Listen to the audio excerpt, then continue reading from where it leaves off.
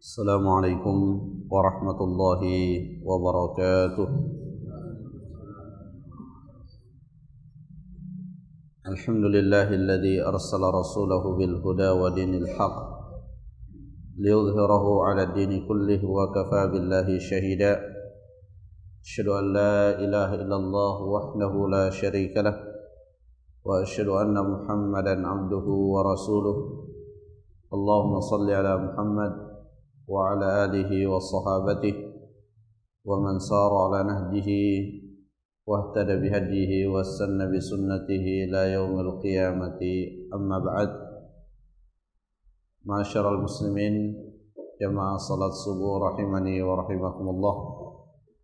Alhamdulillah, kita bersyukur kepada Allah, kita memuji dan kita memujinya atas beraneka ragam limpahan nikmat yang Allah berikan kepada kita, dan nikmat yang sangat istimewa yang Allah berikan kepada kita ketika kita mampu melaksanakan ketaatan kepadanya, baik itu ketaatan berupa menjalankan perintah ataupun meninggalkan larangan Allah Subhanahu wa taala.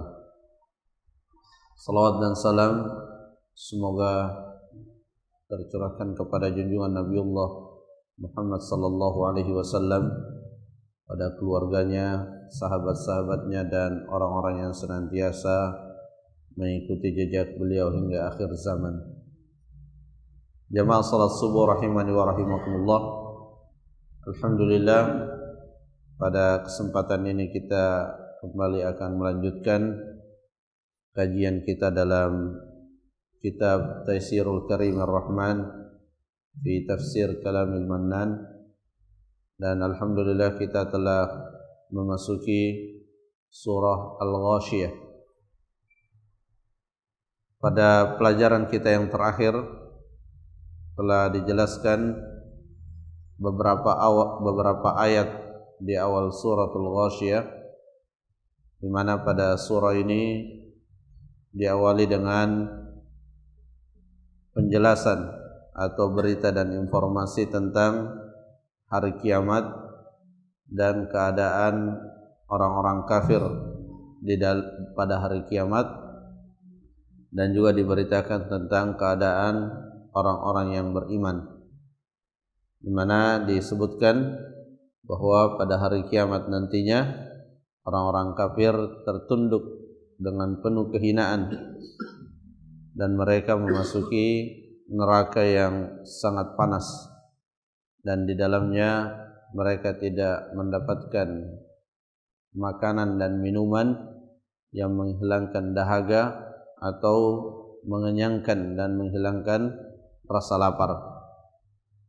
Sebaliknya, orang-orang beriman, Allah Subhanahu wa taala akan memasukkannya ke dalam surga dengan seluruh kenikmatan-kenikmatan yang ada di dalamnya. Insyaallah pada kesempatan ini kita akan lanjutkan pada ayat yang ke-17. Allah Subhanahu wa taala berfirman, "Afala yanzuruna ilal ibli kaifa khuliqat wa ilas samai kaifa rufi'at wa ilal jibali kaifa nusibat wa ilal ardi kaifa sutihat. Fadzakir innama anta mudzakir lasta alaihim bimusaitir illa man tawalla wa kafar fayu'adzibuhu Allahu al-'adzab al-akbar inna ilayna iyabahum thumma inna alaina hisabahum." Allah Subhanahu wa taala pada ayat yang ke-17 memerintahkan kepada seluruh manusia, terutama orang-orang yang ingkar kepadanya, untuk memperhatikan ciptaan-ciptaan Allah Subhanahu wa taala. Karena Allah Subhanahu wa taala menciptakan makhluknya dengan penciptaan yang sempurna, sehingga ketika manusia memperhatikan ciptaan-ciptaan Allah, ia akan menemukan kesempurnaan Allah Subhanahu wa taala. Ia akan sampai pada suatu keyakinan bahwa yang menciptakan makhluk-makhluk ini adalah zat yang maha mulia, zat yang sempurna. Nah, secara khusus pada ayat ini Allah memerintahkan untuk kita memperhatikan, afala yanzuruna ilal ibli kaifa khuliqat. Tidakkah mereka memperhatikan pada unta? Di sini disebutkan unta karena ini adalah hewan yang paling mudah ditemukan oleh orang-orang Quraisy pada waktu itu. Kaifa khuliqat, bagaimana diciptakan, bagaimana Allah menciptakan unta tersebut, di mana unta adalah salah satu makhluk yang memiliki keunikan-keunikan. Di antara keunikan yang terdapat di dalam unta, di mana kalau dilihat fisiknya makhluk ini sangat kuat dan besar. Tapi dengan mudahnya ia tunduk kepada manusia. Bahkan anak yang sangat kecil sekalipun, kalau dia mengetahui caranya, dia bisa menundukkan unta yang sangat besar. Bahkan disebutkan atau diceritakan oleh orang-orang Arab bahwa bisa ratusan unta itu hanya dikendalikan oleh seorang anak yang kecil. Ini yang membedakan dengan kambing, membedakan dengan kambing.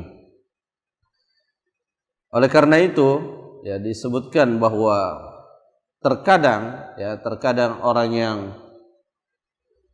memelihara unta ada sedikit sifat kibar di dalam dirinya.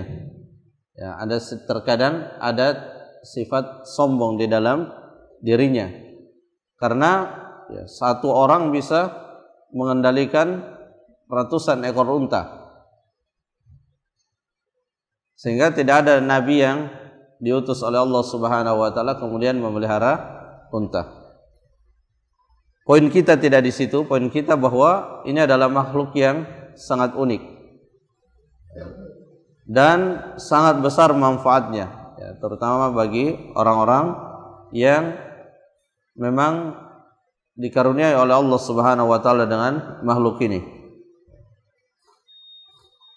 Nah, kita diperintahkan makhluk yang seperti unta saja itu bisa memberikan manfaat kepada manusia. Nah, bagaimana dengan yang menciptakan unta itu? Yaitu Allah Subhanahu wa taala. Nah, di sini manusia diperintahkan untuk berpikir. Dan kalau manusia berpikir dengan baik, maka dia pasti akan sampai pada suatu keyakinan bahwa satu-satunya yang berhak untuk diibadahi adalah Allah Subhanahu wa taala. Oleh sebab itu, salah satu penyesalan yang diungkapkan oleh orang-orang kafir di akhirat nanti, dia mengatakan, "Lau kunna nasma'u aw na'qilu ma kunna fi ashabis sa'ir." Ya, kata mereka, sekiranya kami mendengar dan kami berakal, maksudnya kami menggunakan akal dengan benar, maka niscaya kami tidak akan masuk ke dalam neraka sa'ir. Allah Subhanahu wa taala menamakan atau menggelari orang-orang kufar Quraisy dahulu dengan jahil, itu tidak lain karena tidak menggunakan akalnya dengan baik, tidak menggunakan akalnya untuk memahami ayat-ayat Allah Subhanahu wa taala. Padahal ayat-ayat Allah baik yang berupa Al-Qur'an atau ayat-ayat yang bersifat kauniyah itu terang benderang di hadapan mereka. Tapi karena mereka tidak menggunakan akalnya, tidak mentafakurinya, akhirnya ia tidak terantar untuk menjadi orang-orang yang beriman. Padahal terang benderang, sampai-sampai Rasulullah mengatakan agama ini Rasulullah meninggalkan agama ini seperti mahajjatun bayda, di atas hujjah yang sangat jelas. Tidak ada yang mengingkarinya kecuali orang-orang yang kalau dia tidak sombong maka dia orang yang bodoh. Asal mau belajar saja orang akan mengikuti agama ini karena ini adalah fitrah. Ya, fitratallahi allati fataran nas 'alaiha. Agama ini adalah agama fitrah, agama yang sesuai dengan fitrah kita. Afala yanzuruna ilal ibli kaifa khuliqat wa ilas samai kaifa rufi'at. Dan tidakkah manusia memperhatikan langit bagaimana dia ditinggikan posisinya oleh Allah Subhanahu wa taala. Karena pada awalnya sebagaimana disebutkan di dalam Al-Qur'an, ya, bumi dan langit itu satu. Kemudian di langit ini ditinggikan oleh Allah Subhanahu wa taala dengan kemahakuasaannya. Makanya Al-Qadhi Syurai rahimahullah, ya, qadhi yang pada zaman Ali bin Abi Thalib, seorang tabi'in, terkadang memerintahkan kepada beberapa orang untuk mereka keluarkan unta supaya kita bisa melihat dan memperhatikannya dan juga melihat ke atas langit. Di dalam surah Ar-Ra'd disebutkan Allahul ladzi rafa'a as-samawati bighairi 'amadin tarawnaha. Allah Subhanahu wa taala yang mengangkat dan meninggikan langit tanpa kalian melihat ada tiang-tiangnya dan tidak jatuh. Maka kalau langit yang luas seperti itu, ya, dengan di dalam surah An-Naba disebutkan wa banaina fawqakum sab'an shidada, 7 langit yang berlapis yang sangat kuat. Nah, kalau makhluknya saja sudah seperti itu, bagaimana dengan Allah Subhanahu wa taala? Nah, ayat-ayat yang seperti ini, ya, kalau direnungi, kalau ditafakuri, ini akan memunculkan rasa takut kita kepada Allah, sehingga ketika datang peringatan-peringatan, maka peringatan itu akan berfungsi sebagaimana tujuannya, yaitu mencegah kita dari berbuat dosa dan maksiat. Afala yanzuruna ilal ibli kaifa khuliqat wa ilas samai kaifa rufi'at wa ilal jibali kaifa nusibat.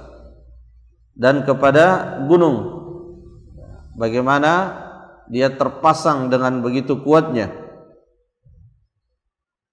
yang dengannya hasala biha istiqrarul ard. Ya, perlu diketahui, gunung ini bukan sebatas pemandangan yang kita nikmati keindahannya, tapi gunung ini adalah pasak bagi bumi yang menjadikan bumi ini tidak bergetar, tidak mengalami gempa secara terus-menerus. Itu adalah fungsi daripada gunung. Disebutkan bahwa yang tidak terlihat itu lebih besar daripada yang terlihat. Hasala bihal istiqrarul ardi wa thabatuha minal ittirab. Terwujud ketenangan pada bumi ini sehingga dia tidak bergetar. Wa ilal ardi kaifa sutihat. Jadi gunung makhluk yang sangat besar juga, ya, makhluk yang sangat luar biasa, tapi pada akhirnya akan dihancurkan oleh Allah Subhanahu wa ta'ala. Ini semua adalah tanda-tanda kekuasaan Allah yang mudah ditemukan, ya, mudah ditemukan oleh manusia, terutama oleh orang-orang Arab pada waktu itu.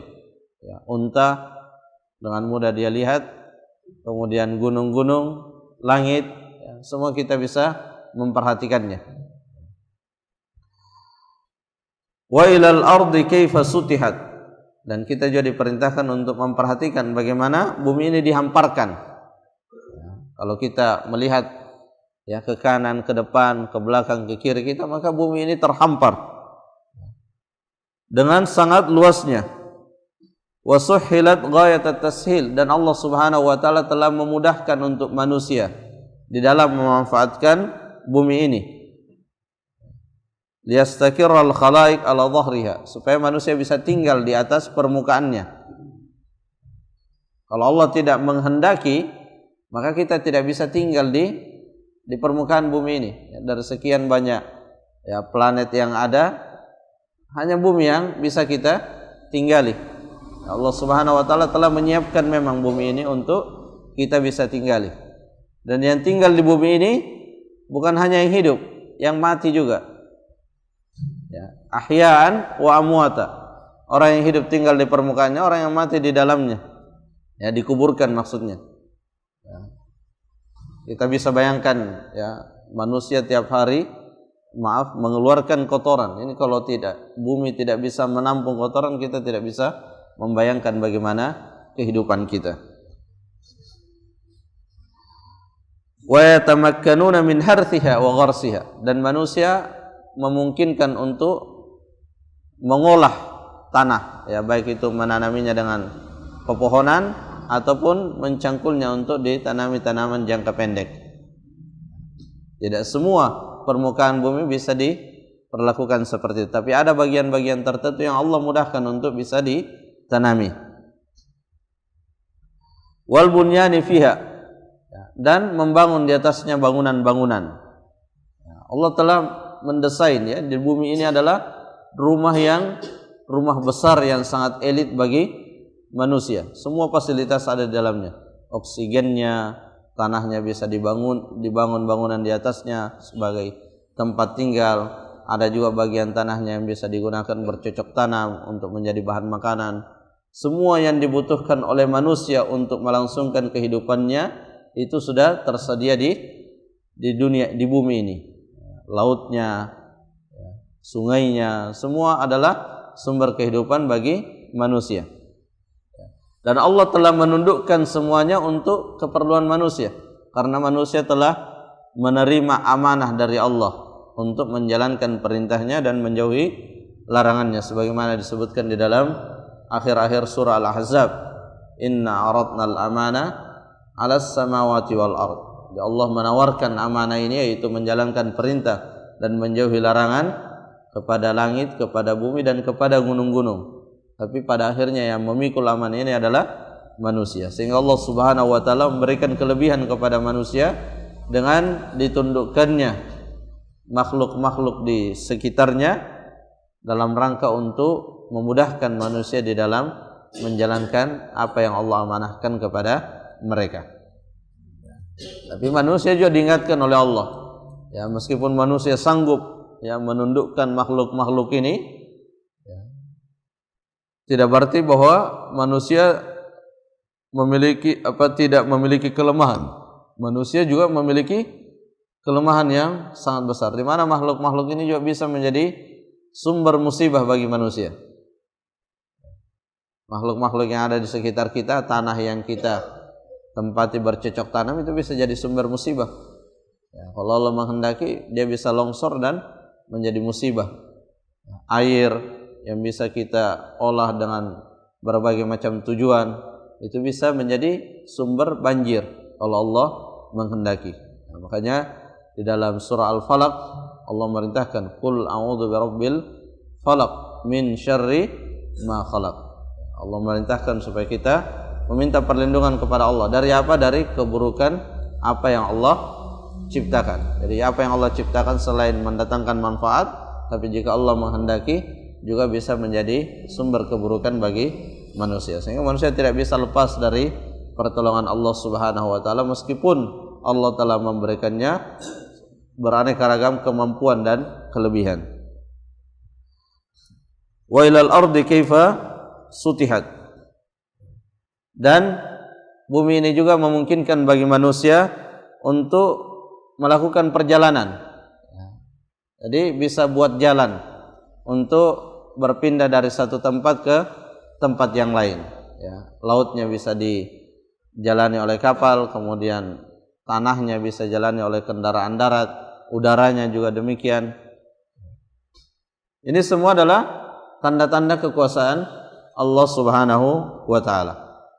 Kemudian dari ayat ini juga, dan ini salah satu ayat ya, salah satu ayat yang menjadi dalil pendapat sebagian ulama yang mengatakan bumi ini datar. Wa ilal ardi kaifa sutihat. Tapi kata Syekh Sa'di rahimahullah, wa'lam anna tasditaha la yunafi annaha quratun mustadirah. Bahwasanya meskipun dikatakan bumi ini adalah hamparan di sini, dihamparkan oleh Allah Subhanahu wa taala, tapi kata beliau ini tidak menafikan bahwa bumi ini bulat. Ya, bumi ini bulat. Dan ditarjih oleh sebagian ulama atau dikompromikan dua pendapat ini oleh sebagian ulama bahwa kalau kita melihatnya dalam lingkup yang kecil maka kita melihat bahwa bumi ini terhampar. Tapi kalau melihat secara keseluruhan dari ujung ke ujungnya seperti melihat dari tempat di luar, maka akan kelihatan bahwa bumi ini bulat. Dan ini yang dikuatkan juga oleh Syekhul Islam Ibnu Taimiyah. Ya. Tapi tidak ijma ulama di dalam masalah ini, ada perbedaan pendapat. Fadzakir innama anta mudzakir. Ya, kemudian setelah itu Allah Subhanahu wa taala memerintahkan kepada nabinya, fadzakir, berikanlah peringatan. Dzakirin nas wa'idhum.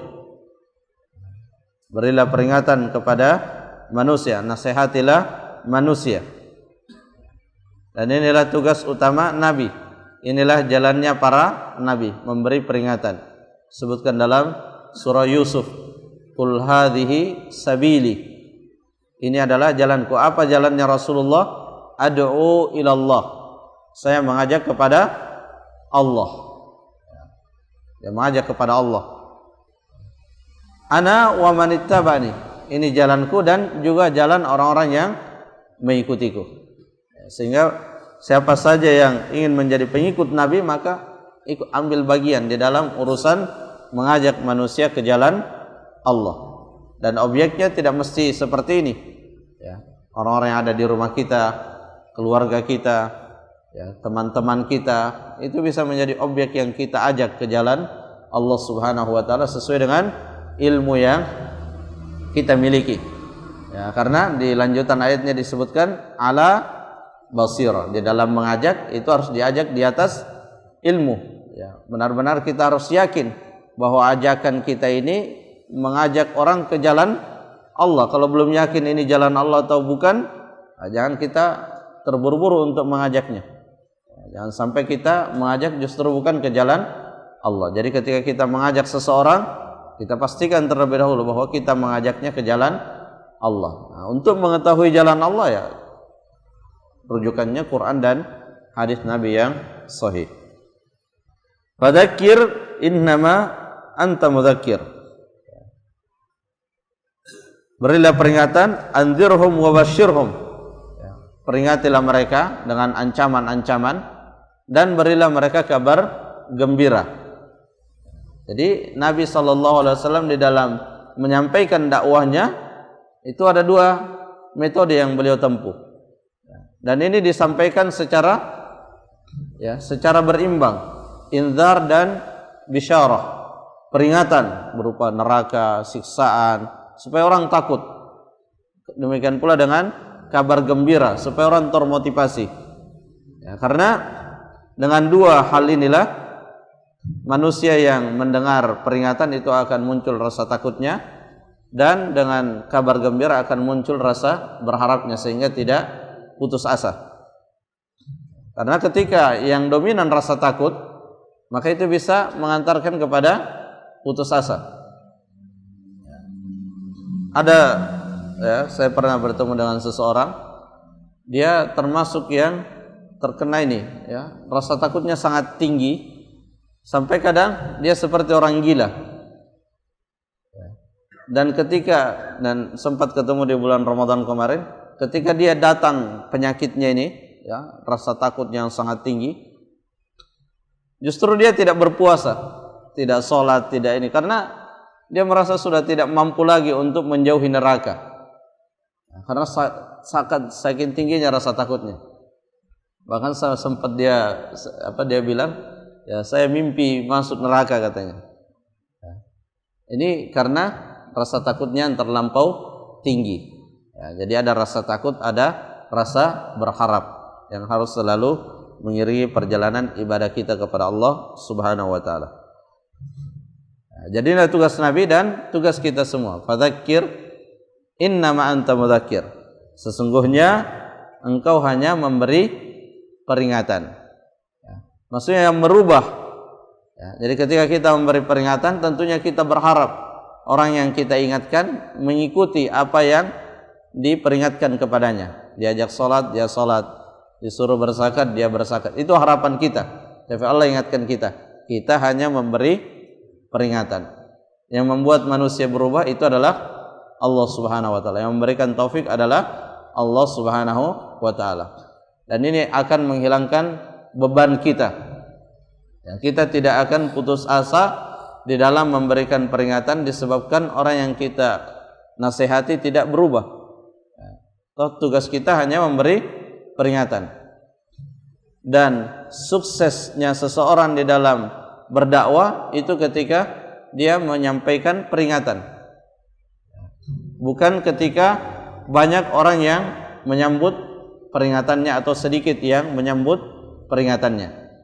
Para nabi adalah bukti orang-orang yang sukses dalam menyampaikan dakwahnya karena mereka dibimbing oleh Allah Subhanahu wa taala. Tapi kata Nabi, di akhirat nanti ada nabi yang cuma satu orang bersamanya, ada dua orang, ada yang antara 3 sampai 9 orang. Ada juga nabi yang sama sekali tidak ada yang ikut bersamanya. Fadzakir innama anta mudzakir. Di dalam ayat lain Allah Subhanahu wa taala berfirman, "Wa ma 'alaika illal balagh." Tidaklah engkau kecuali hanya sekedar menyampaikan. Kita semua tentu mendengar kisah Nabi dengan pamannya Abu Thalib, bagaimana kegigihan Nabi agar pamannya itu beriman. Tapi ternyata meninggal dalam keadaan tidak beriman. Dan Allah turunkan ayat, innaka la tahdi man ahbabta. Sungguhnya engkau tidak bisa memberikan petunjuk kepada orang yang sangat engkau cintai. Illa man tawalla wa kafar. Lakin man tawalla anit ta'a wa kafara billah. Jadi illa ini kadang artinya kecuali, kadang juga artinya akan tetapi. Seperti dalam di surah Al-Baqarah, wa idh qulna lil malaikati isjudu li Adam fasajadu illa iblis. Illa iblis di situ artinya tapi iblis. Kenapa? Karena iblis bukan bagian dari malaikat. Iblis bagian dari jin. Kana minal jin fa fasaqa an amri rabbih. Illa man tawalla wa kafar. Akan tetapi orang yang berpaling dari ketaatan kepada Allah dan kafir kepada Allah, fayu'adzibuhu Allahul 'adzabal akbar. Kan ada yang tertinggal tadi, fadzakir innama anta mudzakir lasta 'alaihim bimusaitir. Engkau tidak memiliki kuasa atas mereka. Jadi kita tidak bisa memberikan petunjuk, sebagaimana juga kita tidak bisa menghalangi orang untuk beriman. Makanya Nabi pernah ditegur dalam surah Al-Imran, laisa laka minal amri syai'un. Jadi Nabi mendoakan laknat kepada beberapa orang setelah perang Uhud. Tapi ditegur oleh Allah, laisa laka minal amri syai'un. Urusan siapa yang dapat hidayah dan tidak itu Allah yang menguasainya. Dan semua, jadi Nabi waktu itu menyebutkan namanya. Kalau tidak salah ada 3 orang. Dan sebagian di antara mereka masuk Islam pada akhirnya. Lasta alaihim bimusaitir illa man tawalla wa kafar fayu'adzibuhu Allahul 'adzabal akbar. Maka Allah Subhanahu wa taala akan mengazabnya dengan azab yang besar. Inna ilaina iyabahum. Sesungguhnya kepada kamilah makhluk-makhluk itu akan kembali, manusia akan kembali pada hari kiamat. Semua makhluk termasuk hewan, tapi bedanya hewan setelah mereka saling kisos di antara mereka, Allah menjadikan mereka tanah. Sedangkan manusia akan dilanjutkan kepada hisab, kemudian ditetapkan masuk neraka atau masuk surga. Ini akhir dari penjelasan kita pada surah Al-Ghasyiyah. Semoga bisa menjadi tambahan ilmu dan keimanan bagi kita. Wallahu ta'ala a'lam bissawab. Subhanakallahumma rabbana wa bihamdik, asyhadu an la ilaha illa anta, astaghfiruka wa atubu ilaik. Assalamualaikum warahmatullahi wabarakatuh.